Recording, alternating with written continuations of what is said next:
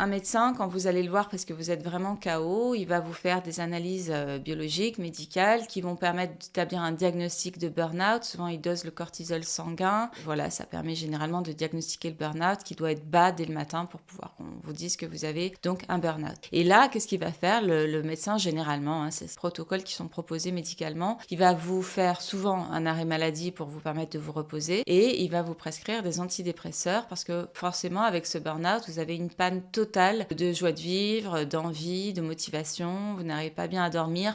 Donc les antidépresseurs, finalement, ils vont venir compenser les conséquences de ce burn-out. L'arrêt maladie, il est très intéressant pour vous permettre de vous reposer. Mais si, admettons, vous avez une charge émotionnelle dans votre vie à la maison, c'est sûr que l'arrêt maladie ne pourra pas tout faire. Donc ce que je trouve intéressant vraiment dans l'accompagnement du burn-out, c'est de voir comment on peut aider à se régénérer profondément. Pas seulement masquer les symptômes, pas seulement se dire je vais juste récupérer l'énergie nécessaire pour reprendre mon travail, mais déjà comprendre qu'est-ce qui s'est joué dans notre vie, pourquoi on en est arrivé là, c'est extrêmement important. Et d'ailleurs, et je vous invite, si c'est votre cas, à le marquer en commentaire parce que ça c'est magnifique à lire. On a des témoignages de personnes, et moi j'en ai régulièrement dans mes accompagnements, qui disent moi finalement mon burn-out a été une formidable opportunité pour améliorer ma vie, pour renouer avec moi-même. Pourquoi? Parce que souvent quand vous êtes en surmenage, que c'est une fuite en avant, que c'est la course toujours vers du plus, du plus, du plus, vous vous oubliez vous-même, vous passez à côté de vous-même, vous n'êtes pas fondamentalement connecté à ce qui est important pour vous, à vos besoins également. Peut-être que le burn-out, il vient dans votre vie pour vous montrer ça, pour vous montrer comment vous pouvez revenir à ce qui est essentiel pour vous, à vos besoins, à poser vos limites.